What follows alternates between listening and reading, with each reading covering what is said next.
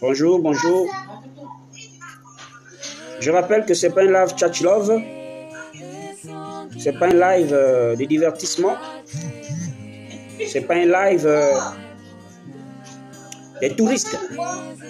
Ici, nous parlons de la chose essentielle, la chose capitale, la chose primordiale pour notre âme, pas pour notre chair, parce qu'il faut faire la part des choses en toutes choses. La Bible dit que l'homme ne vivra pas seulement de pain. Mais ce soir, cet après-midi, je veux parler des choses utiles. Ce soir, vous pouvez voir le titre de mon live, c'est de parler du ministère d'Ésaïe 60. Parce que Ésaïe 60, c'est quoi? Vous allez prendre votre Bible et vous allez lire Ésaïe, chapitre 60. Au premier verset, tout simplement, ça dit « Lève-toi. Lève-toi, car ta lumière est là. » Dans d'autres versions de la Bible, on dira « Lève-toi, ta lumière arrive. » Mais on ne va plus conjuguer au passé, parce que lorsqu'Ésaïe prophétisait, il prophétisait pour un avenir. Il projetait cela dans un temps bien déterminé. Et je crois qu'aujourd'hui, nous n'allons plus conjuguer au même temps qu'Ésaïe conjuguait. Nous conjuguons cela au présent. Alors je peux dire, lève-toi, ta lumière est là. Pas qu'elle arrive, mais qu'elle est là. Et lorsqu'il y a une lumière, lorsque Dieu envoie une lumière, c'est qu'il y a des ténèbres. Aucun homme ne peut accepter de vivre si longtemps dans des ténèbres, dans le noir, dans l'obscurité. Si on te coupe le courant pendant un mois, même une semaine seulement, je crois que les moustiques vont t'attaquer, tu ne vas pas les voir. Les reptiles vont rentrer dans ta maison, tu ne pourras pas les voir. Et plein de choses vont rentrer sans que tu ne puisses les voir. Alors, dans notre vie, nous avons, dans ce monde exactement, il y a des ténèbres. Et les ténèbres, lorsqu'elles arrivent, c'est pour empêcher les fils et les filles de Dieu de s'acquérir des bénédictions célestes. Parce que dans le noir, on ne peut pas s'avancer pour prendre un objet. Dans le noir, tu ne pourras pas marcher sans te cogner, sans que tu ne tombes. Il faut de la lumière pour cela. Ça veut dire que la lumière que Dieu envoie se représente ici par un homme. Mais pour que la lumière te soit donnée, parce que la lumière qui part de Poubara part avec un volume comme cela. Je ne suis pas scientifique, je n'ai pas fait trop de la science et tout ça. Mais vous savez que lorsque la lumière part de Poubara, elle part avec un voltage, je ne sais pas. Et ce voltage qui part de Poubara ne peut pas rentrer directement dans vos maisons. Sinon, vos appareils, la maison ne peut pas contenir ça. Alors, qu'est-ce que l'homme fait? L'homme, le courant qui part de Poubara pour alimenter vos maisons, l'homme permet que ce courant soit réduit. Cela permet à ce que nous ayons une capacité qui peut contenir, qui peut charger, qui peut en fait alimenter nos maisons. Et Dieu est cette grande lumière qui ne peut pas être déversée en nous, ses enfants, directement, mais Dieu a eu besoin d'abord d'un canal. En nous, nous avons ce qu'on appelle des ténèbres.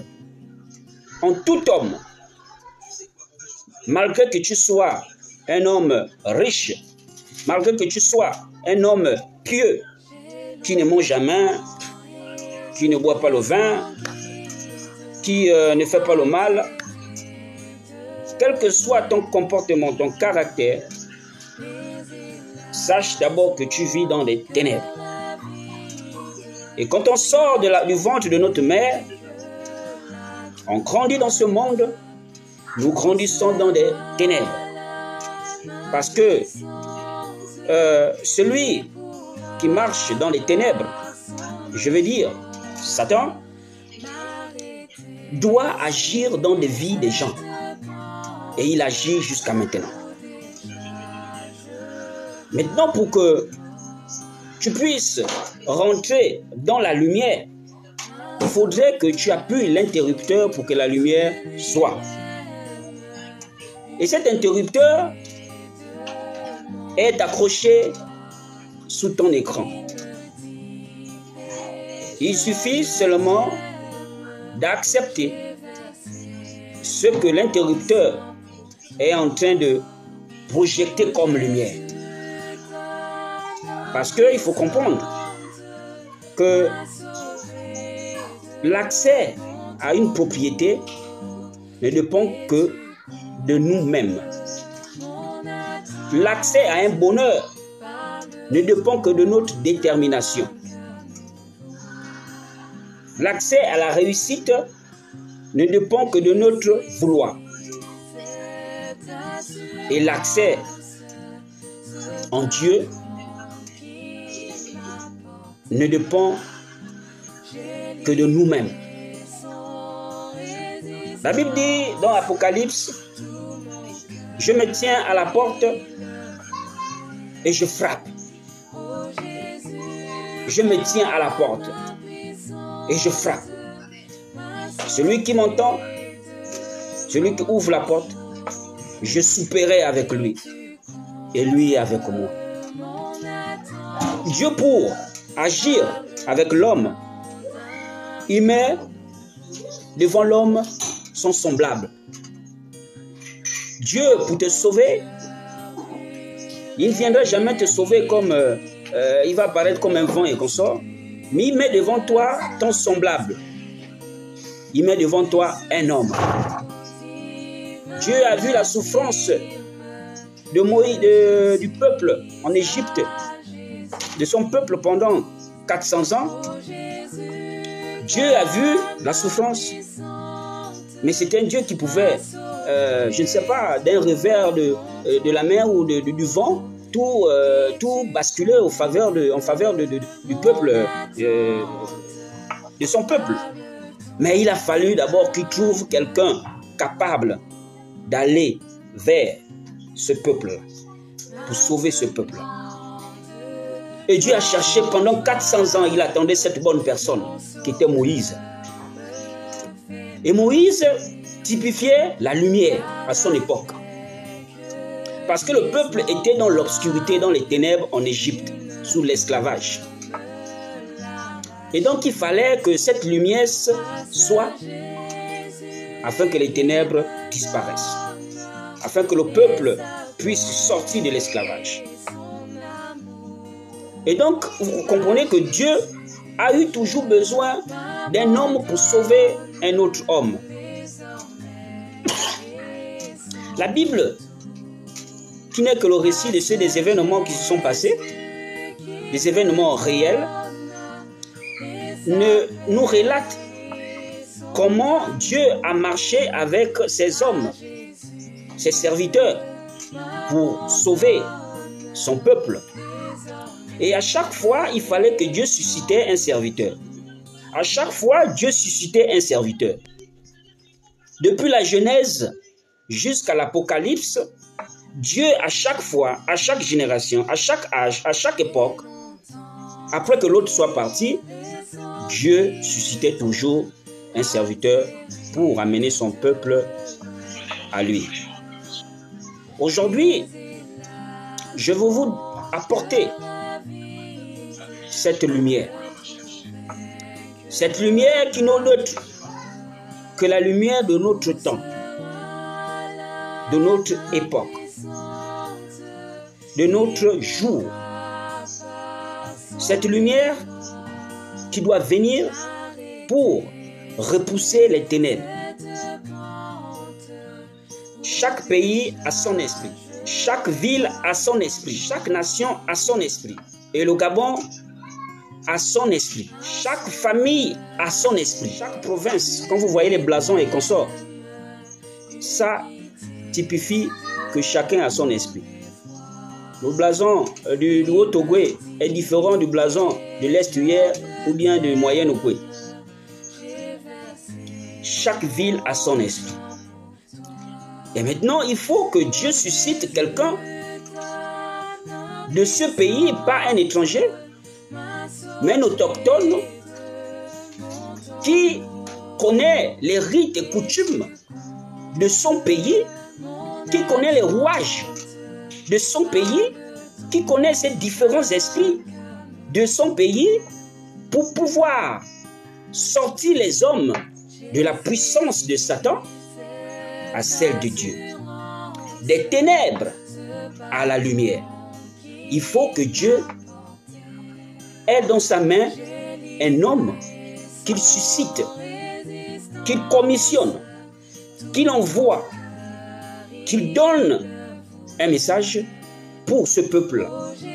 Parce qu'il ne pourra jamais aller chercher un Nigérien pour dire aux Nigériens, bon, je t'envoie dans le pays du Gabon pour que tu puisses être le conducteur, pour que tu puisses amener ce peuple-là à moi. Ça, c'est archi faux. C'est anti-scripturel. Ça n'a jamais existé dans la Bible et ça ne pourra jamais exister. Dieu mandate toujours un homme autochtone, résident dans son pays, pour faire cette mission d'amener ce peuple à Christ. Et donc, vous voyez que la marche de Dieu ne se relie qu'à ce que lui il avait d'abord fait dans la Bible. Il dit à Moïse que je susciterai un prophète comme toi.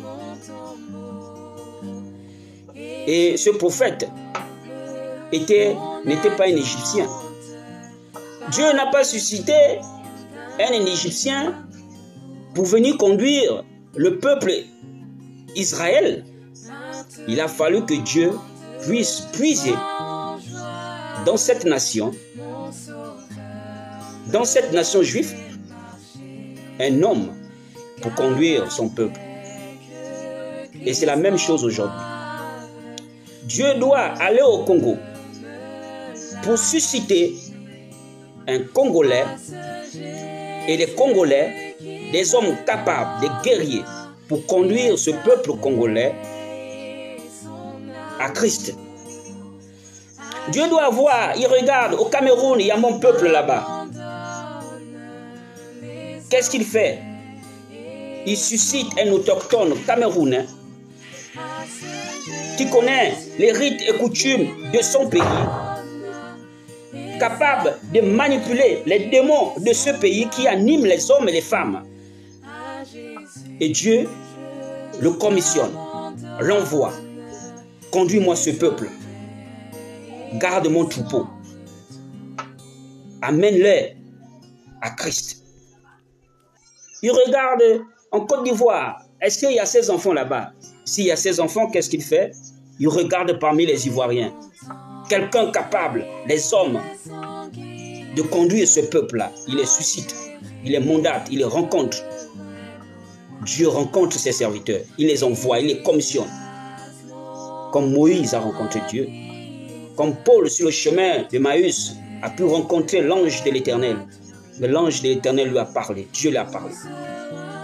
Et donc, la Bible n'est pas normalement une histoire qu'on doit raconter derrière la chair dans des églises et consorts. C'est des choses réelles. Et on dit, Dieu est le même hier, aujourd'hui et éternellement. Il ne change pas. De la même manière qu'il a fait hier, c'est de la même manière qu'il le fera aujourd'hui. De la même manière qu'il a conduit ses enfants dans l'Ancien Testament, dans le Nouveau Testament, c'est la même manière qu'il doit nous conduire aujourd'hui. Il ne change pas. Tant que nous sommes sur la terre, Dieu enverra toujours ses serviteurs pour dire à ses enfants de vous détourner des choses du monde, de vous sortir des ténèbres. Et Dieu, quand il regarde que ses enfants sont animés par ses esprits, il ne laisse jamais ses enfants, il envoie toujours quelqu'un pour le faire sortir de la puissance de Satan à celle de Dieu. Et c'est ce ministère qui est venu pour ce beau pays, le Gabon, que je présente aujourd'hui afin que vous soyez rassurés de la présence de Dieu dans cette dans ce pays, le Gabon.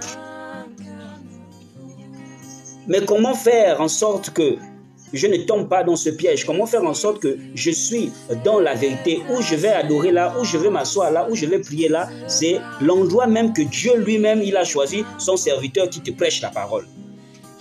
Comment le savoir? C'est là le danger. Écoutez, moi je préférais même celui qui est assis dans son bar là-bas, qui boit son vin, qui dit, ah, les histoires de l'église là, moi je ne connais pas. Parce que nous tous, nous sommes passés par là, on ne peut pas les condamner. On ne connaît pas son jour. On ne connaît pas quand est-ce que Dieu va le toucher. Aucun chrétien n'est passé, n'est sorti du ventre de sa mère en étant tout de suite chrétien. C'est faux. Et nous tous là, on a passé le temps dans ces histoires-là. Et aujourd'hui, quand le chrétien voit le pauvre en train de s'exhiber dans sa bière, s'exhiber dans sa cigarette, s'exhiber dans ses mini-jupes, s'exhiber dans ses maquillages, tout de suite on lance des pamphlets, tout de suite c'est la condamnation, tout de suite c'est une païenne, tout de suite elle va en enfer. Mais attention, c'est un danger. En réalité, un fils de Dieu ne doit pas avoir des yeux charnels. Un fils de Dieu doit avoir des yeux spirituels. Et c'est l'amour que nous avons pour cette personne qui peut amener cette personne à se convertir, à changer de voie. Mais si on n'a pas l'amour envers cette personne qui est dans la mauvaise posture, comment faire en sorte que cette personne-là puisse retrouver la lumière? Mais il faut d'abord que tu dégages ce qu'on appelle de l'amour. C'est l'amour qui transforme. Si Jésus, lui, qui est venu sur la terre, qui a souffert, qui n'a rien fait, qui a été condamné injustement, l'a fait par amour pour nous. Combien de fois, toi, en tant que chrétien, soi-disant, tu regardes l'autre qui est dans sa mauvaise posture? Combien de fois tu vas déjà le condamner avec un regard hautain? Si seulement les yeux pouvaient tuer la personne, tout de suite, ce sont des cailloux en fait qu'on les lapide. Lorsque cette prostituée s'est mise devant, au milieu des gens, on voulait la lapider. Mais qu'est-ce que cette prostituée a fait? Qu'est-ce que Jésus a fait? Est-ce que Jésus a pris le caillou aussi pour lapider cette prostituée? Jésus a dit, mais qui de vous là qui n'a jamais péché? Aucun chrétien ne pourra me dire qu'il est saint, jamais. Mais c'est par grâce que nous vivons. C'est parce que nous l'avons accepté. C'est parce qu'on a accepté la condamnation de la croix. C'est parce qu'on a accepté ce sang qui a été versé. Et c'est ce sang qui nous couvre. Que lorsque même le diable cherche à t'accuser, Dieu, il t'accuse vers Dieu. Mais il te dit, mais tu as vu, il s'est dit chrétien, mais regarde ce qu'il fait, lui. Dieu, quand il regarde, il ne voit rien, il ne voit que le sang au-dessus de toi, le sang de Christ. Dieu nous a donné la capacité de réflexion, de réfléchir, de se poser la question, de rentrer au-dedans de lui-même et se dire, mais tiens, Seigneur, je vais à l'église tout le temps, je paye mes dîmes, je paye mes offrandes, je me sacrifie toujours à balayer l'église, je suis l'enfant le plus serviable de l'église. Mais est-ce que tu m'as révélé, est-ce que tu m'as réellement révélé l'endroit même que je passe mon énergie à te servir? Est-ce que tu m'as révélé la personne que je pars tout le temps, chaque culte, écouter? Est-ce que tu m'as révélé? Parce que c'est toi, Dieu, qui a dit qu'il viendra dans les derniers jours des faux Christ et les faux prophètes. Mais Seigneur, comment savoir que là, je suis dans la vérité? Au départ, j'ai dit que ce n'est pas à nous de choisir un serviteur de Dieu ou de choisir une église. Nous devons en fait nous attendre à Dieu. Un enfant qui s'attend à son père est un enfant qui est amené à réussir un jour dans la vie. Un enfant qui attend les conseils de son père, c'est un enfant qui est appelé à être un homme dans la vie. Mais un enfant qui se précipite, qui fait toutes choses à sa guise, c'est un enfant qui court à sa perte. Et donc Dieu qui est notre Père, qui est le Créateur, parce que Dieu a ses enfants sur la terre. Et le diable aussi a ses enfants aussi sur la terre. Mais lorsque Dieu parle, Il ne parle pas à ceux qui sont déjà perdus en avance, mais il parle à ces enfants qui ont la sémence de Dieu au-dedans de lui, au-dedans d'eux.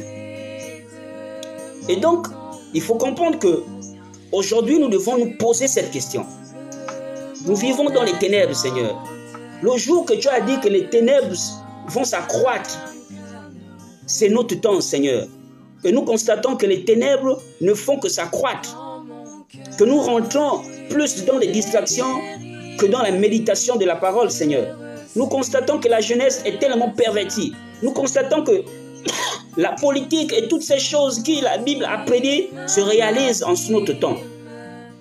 Nous constatons également que la prophétie que tu avais annoncée en disant qu'il y aurait des faux Christ et des faux prophètes, ils feront ceci, ils feront des miracles, patati patata, est arrivée maintenant, Seigneur. Maintenant, comment savoir, oh Dieu, que je suis dans la vérité? Comment savoir que l'endroit où je t'adore est l'endroit que tu as choisi? Que ce serviteur qui me prêche la parole est le serviteur que tu as envoyé. Parce que dans la Bible, de la Genèse jusqu'à l'Apocalypse, aucun homme ne s'est levé de lui-même et dire que j'ouvre une église pour prêcher aux gens.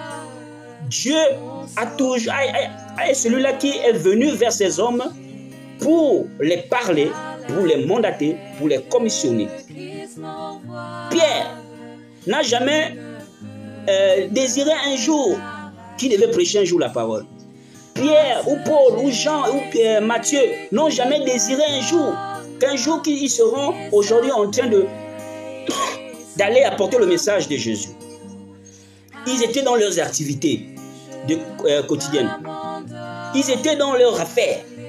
Ils étaient dans leur pêche. Mais lorsque Dieu est venu vers eux pour leur dire, toi, viens sur moi. Toi, viens sur moi. Toi, viens sur moi. Aujourd'hui, je vous ferai des pêcheurs d'hommes. Et tout ceci, tout cela. Allez partout dans le monde et prêchez ma parole. Ce n'est pas ni Pierre, ni Jean, ni Matthieu et consorts qui se sont levés d'eux-mêmes. C'est Dieu. Dieu. On dit que Jésus-Christ est le même hier, aujourd'hui et éternellement. La manière qu'il a suscité Pierre lorsqu'il marchait physiquement, Dieu a suscité Paul sur le chemin de Maüs. Spirituellement, il s'est représenté sous la forme la plus glorieuse. Il s'est présenté à Paul sur la forme la plus glorieuse. Une forme qui dépassait la forme qu'il a rencontré Pierre, qu'il a rencontré Matthieu, qu'il a rencontré Jean. Mais Paul l'a rencontré sur la forme la plus glorieuse. Et il a commissionné Paul. Il a dit, Paul, toi qui étais un tueur, toi qui persécutais, toi qui étais machin. Ok, mais aujourd'hui, moi, je te prends dans mon camp. Tu as servi le diable pour un temps. Mais maintenant, toi, viens, sers-moi. Et c'est comme ça que les hommes de Dieu doivent être suscités. Aucune école. Pierre n'est passé par une école théologique. Jean n'est passé par une école théologique. Ils n'ont pas fait des études pour devenir pasteurs. Ils étaient la lumière. Depuis, avant la fondation du monde, Dieu les connaissait. Dieu les a suscités. Et ils ont conduit un peuple. Aujourd'hui, c'est difficile de reconnaître un vrai billet de 10 000 à un faux billet de 10 000. Mais le blanc a eu la capacité de discerner, de distinguer le vrai du faux en créant une machine pour tester les billets. Aujourd'hui, tu mets le billet de 10 000 là, la machine détecte, ah, ça c'est un faux billet. Monsieur, vous avez un faux billet, on ne peut pas vous servir. Mais qu'est-ce qui peut détecter le faux oint de Dieu, le vrai oint de Dieu et le faux oint? Le faux pasteur et le vrai pasteur. Le faux prophète et le vrai prophète. Qui peut vraiment discerner cela? Dieu a dit, Jésus a dit, soyez prudents.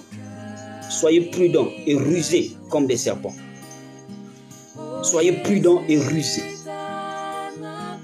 Et il nous a dotés de la capacité de rentrer en contact avec lui par l'entremise du Saint-Esprit. Il nous a donné les tactiques de pouvoir communiquer avec lui, afin que lui, il se révèle à nous pour nous montrer sa droiture, pour nous montrer l'endroit, pour nous montrer où il faut aller. Je vous rappelle toujours que Dieu seul sait qui il a envoyé. Dieu n'envoie jamais la foule. Dieu lui-même sait dans chaque pays, dans chaque nation, qui il a envoyé. Ne vous précipitez pas de suivre un homme de Dieu parce qu'il prêche la parole ou parce qu'il a une église. Le danger est là. Nous ne sommes pas intelligents pour comprendre que il faut que je réfléchisse d'abord l'endroit où je me place là. Il faut que Dieu me révèle un peu le pasteur là qui me prêche là. Vraiment, je veux être rassuré que Seigneur, c'est toi qui l'as envoyé. Je ne veux pas rester là longtemps. Peut-être que tu as fait 5 ans, tu as fait 10 ans dans cette église. Tu n'as rien vu se passer. Dieu ne t'a même pas parlé, ne t'a même pas chuchoté un mot. Dieu ne t'a rien fait. Tu as fait 10 ans, 20 ans dans cette église. Il y a quelque chose qui ne va pas. Rentre dans ta chambre. Parle à ton Dieu. Dis, Seigneur, je ne veux pas un jour me retrouver. Alors, je vais vous rencontrer une histoire réelle.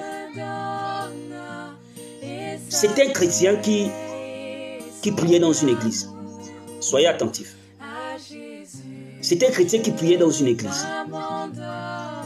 C'était le modèle même de l'église.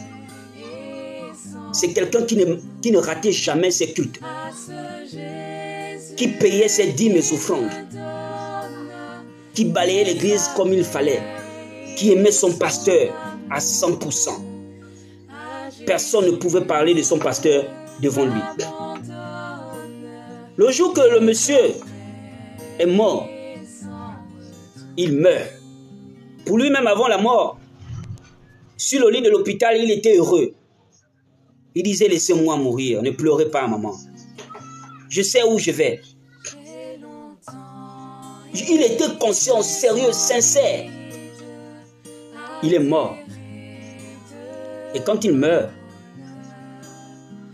pour lui, il pensait que les anges de l'Éternel devaient venir l'accueillir. Mais à sa grande surprise, les anges de l'enfer sont venus l'accueillir. Oh Seigneur, aide-nous. Les anges de l'enfer sont venus l'accueillir. Il a crié, Seigneur, où est-ce que je me retrouve, Seigneur? Une voix s'est fait entendre. Il dit, mon fils, si tu te retrouves là-bas, c'est à cause de ton pasteur. C'est à cause de ton pasteur. Mais je t'accorde une chance. Retourne. Retourne. Hey Seigneur. Cet homme, quand il revient de la vie, pendant que les gens sont là, en train de pleurer le corps, à l'hôpital et tout ça là. On ne l'avait pas encore mis dans le cercueil et tout ça là. Il revient à la vie. Oh Seigneur. Les membres de son église étaient là. Son pasteur était là à l'hôpital. Il revient à la vie. Imaginez. Imaginez seulement. Dès qu'il revient à la vie, la première chose qu'il cherche, la première personne qu'il cherche, c'est son pasteur. Il regarde à gauche, il regarde à droite, il n'y a pas une machette. Il cherche la machette. Il prend le caillou. Il poursuit son pasteur. Hey! Voilà le pasteur qui est en train de courir. Attrapez, oh, il est l'enfant devenu fou, oh, attrapez. Il poursuit son pasteur. On le pose la question après, mais qu'est-ce qui t'est arrivé? Il a raconté son histoire. Il a raconté l'histoire que je vous raconte là. Tout ceci pour dire, c'est pour accomplir l'écriture qui dit, si un aveugle conduit les aveugles, tous iront où? Dans la fosse. C'est l'écriture biblique qui le dit. On a toujours tendance à prendre cette écriture-là comme, voilà quoi, un aveugle qui conduit les aveugles et tout ces machins. Mais c'est des choses réelles. C'est des écritures qui s'accomplissent. Un aveugle. Parce que nous, quand nous venons à l'église, nous sommes au départ aveugles. Nous voulons que la lumière frappe à nos yeux pour que nous puissions voir, pour que nous puissions changer de vie, pour que nous puissions être transformés spirituellement. Mais si toi, le malade qui va à l'hôpital, parce que tu vas à l'hôpital, tu es malade, c'est la maladie qui te conduit à l'hôpital. C'est la quête de la vie éternelle ou la quête de la bonne vie ou de la transformation spirituelle qui nous amène à l'église. Mais si toi qui vas à l'église, parce que tu es malade spirituellement, et que la personne qui est censée te transmette ce que lui, il a, parce que l'homme ne donne à l'homme que ce qu'il possède. Un serviteur de Dieu ne peut te donner à ses laïcs que ce qu'il a. Si j'ai un démon, moi je transmets à mes laïcs les démons. Si je suis aveugle, ceux qui sont aveugles, qui viennent m'écouter, ils resteront éternellement aveugles. Parce que la parole qui va produire, qui va prêcher, même s'il prêche la Bible, même s'il prêche Jésus, même s'il prêche tous les versets bibliques, même s'il opère même des miracles, on te dit que la personne est aveugle. Parce que Jésus dit, beaucoup viendront à mon nom. Ils diront, oh, mais Seigneur, n'ai-je pas prophétisé à ton nom? N'ai-je pas parlé de la Bible? N'ai-je pas converti des mille et des foules de personnes à ton nom, à ton profit? Mais Jésus dira, que retirez-vous de moi? Je ne vous ai point connu. Ah, je ne vous ai point connu. En d'autres termes, ce n'est pas moi qui vous ai envoyé. Ce que vous avez fait, ce n'est pas moi qui vous ai envoyé. Donc, je ne vous ai pas connu.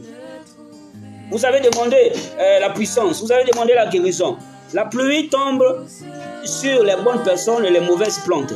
Quand la pluie la tombe, les moments à la plantation, prie Seigneur, on a planté, mais amène-nous la pluie. La saison ne fait que venir, mais la saison c'est quand est-ce? La saison de pluie c'est quand est-ce? Quand la pluie tombe là, attention, la pluie tombe sur les bonnes semences et les mauvaises semences. Quand quelqu'un prie, Seigneur, donne-moi ceci, Seigneur, je veux la guérison. Le bon prie aussi, le mauvais aussi prie, Seigneur, je veux la guérison. La pluie de bénédiction ne font que tomber sur les deux. Mais ça ne veut pas dire que la mauvaise semence qui a reçu les bénédictions de l'Éternel fait partie de sa semence. Non. Jésus a dit, laissez-les croître les deux. Il arrivera un temps où j'enlèverai la bonne semence. Et la mauvaise semence, je vais les regrouper pour brûler. C'est un proverbe que vous connaissez. Et donc la chose la plus capitale et la plus dangereuse est le soubassement de tout un chrétien. Comme la maison ne peut pas se construire sans soubassement, le soubassement d'un chrétien, c'est la révélation.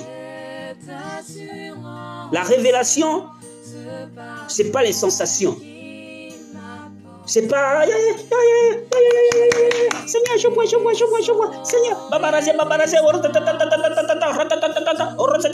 c'est pas ça la nouvelle naissance, c'est pas ça le soubassement. Le soubassement, Jésus a dit à Pierre, il a posé la question à Pierre, mais Pierre, attends, ok, au fait, les gens disent que moi je suis ceci, je suis Élie, je suis machin, je suis...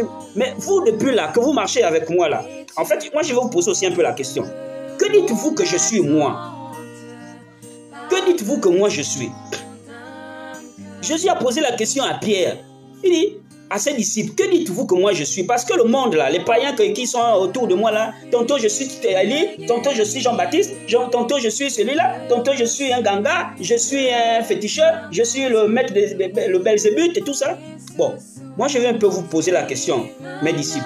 Qui dites-vous que moi je suis? Mais Pierre a dit que tu es le Christ, le Fils de Dieu vivant. Mais Jésus a dit quoi à Pierre? Il a dit, Pierre, tu sais, je vais te dire une chose. Hein. Si ce n'était que ta propre chair là, tu allais dire autre chose.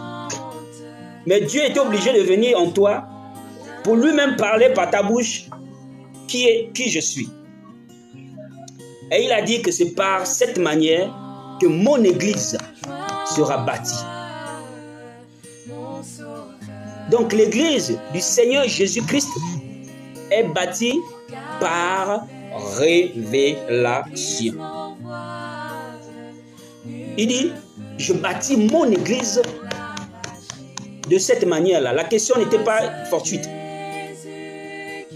Et il a dit que c'est par là que les gens sauront d'où je suis, dans quel homme j'habite, dans quelle église je suis.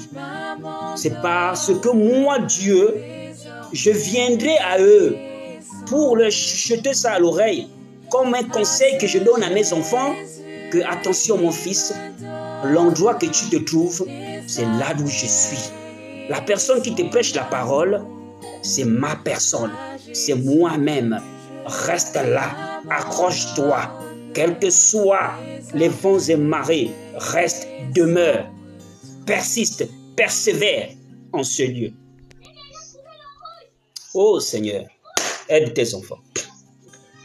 Aide tes enfants, Seigneur.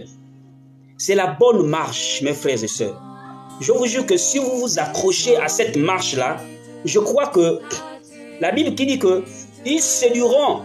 Si cela était possible, même les élus. Vous voyez le degré de séduction que nous avons reçu en ce temps-là de la fin-là.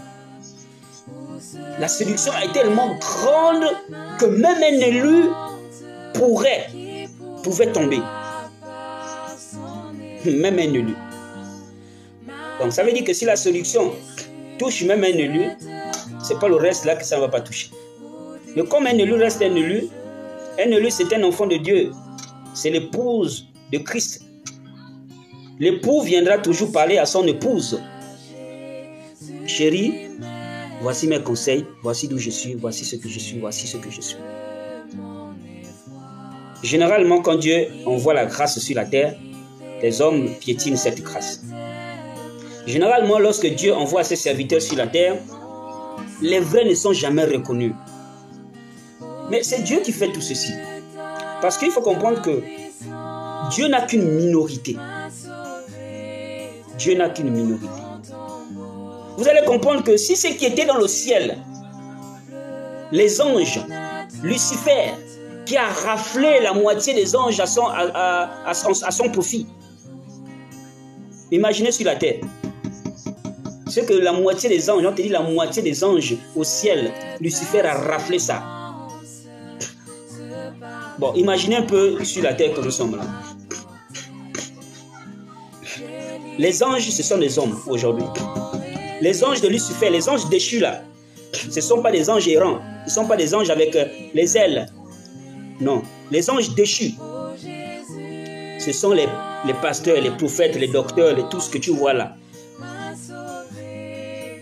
Ils s'incarnent en peau de brebis.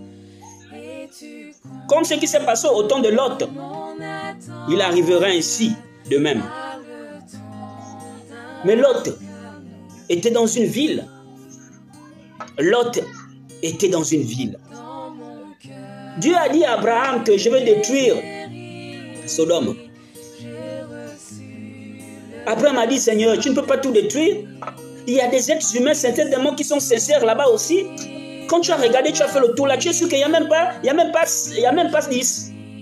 Dieu a dit, si je trouve 10 juste, je vais épargner. Il dit, Seigneur, ok, d'accord. Mais il n'y a même pas 5 justes là-bas. Il dit, si je trouve 5 justes, je vais épargner Sodome. Abraham dit, oh Seigneur. Mais il n'y a même pas 2, 3 justes là-bas, Seigneur. Dieu dit, si je trouve les 3 que tu me dis là, je vais épargner Sodome. Abraham a compris que dans cette ville-là, il n'y avait aucun juste. Malgré qu'il y avait des pasteurs, il y avait des églises, il y avait de tout ceci là. Tout ce n'était pas juste. Mais Abraham a eu une pensée pour son neveu. Abraham a eu la pensée de son neveu. Il a dit non, j'ai mon neveu là-bas. Je sais que là-bas, les églises, Abraham, il est certainement dans une église là-bas. L'autre est certainement dans une église là-bas. Le Seigneur, fais-le sortir. Envoie les anges là-bas, rien que pour Lot et sa famille. Dieu a écouté la voix d'Abraham. C'est pas que Lot était juste, hein, mais rien que par la foi rien que par l'amour qu'il avait pour Abraham, il a sauvé Lot. Ceci pour accomplir l'écriture qui dit, moi et ma famille, nous servirons l'Éternel. Et Lot est sorti de là. Lot est sorti de ces églises-là. Lot est sorti de ces endroits-là. Lot est sorti. Il a dit, sors. L'ange est venu vers Lot. Il a dit, Lot, sors.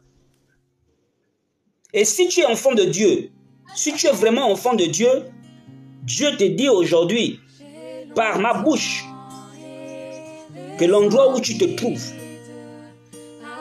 demande à Dieu, le Dieu que tu pries avec sincérité là, fléchis les genoux dans ta chambre, demande à Dieu, Seigneur, ce que cet homme là m'a dit dans TikTok, je veux vraiment expérimenter cela.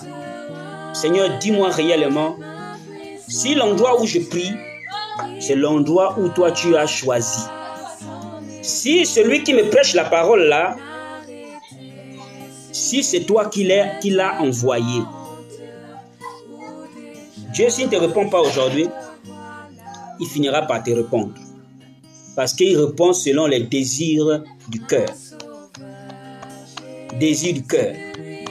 Et s'il te répond par plusieurs voix, par un songe, par une voix audible, ou par ton cœur, parce qu'il y a une manière que Dieu parle dans le cœur. Si tu n'es pas attentif que c'est Dieu qui est en train de te parler, c'est que tu vas passer sans l'écouter. C'est un doux murmure. Et donc, s'il te parle, prends tes clics, fais comme l'autre qui est sorti. Ne dis pas que j'ai fait 10 ans là, je fais 20 ans, où j'ai un poste à l'église, où on m'a donné un poste, un titre à l'église. Ne regarde pas cela. Dieu interpelle ses enfants pour leur dire que attendez-vous à Dieu. Ne vous précipitez pas. La lumière est là, c'est pour éclairer. Et lorsqu'une lumière t'éclaire, tu peux voir. Tu peux voir ce qui était dans les ténèbres. Lorsque la lumière se fait réagir, c'est que toute la pièce que tu étais dans l'obscurité là, tu peux voir la position des tables, la position de la télé, la position où tu cherchais peut-être une pièce de 100 francs. Tu peux voir maintenant parce que la lumière est arrivée. Et donc, lorsque Dieu envoie la lumière c'est un homme.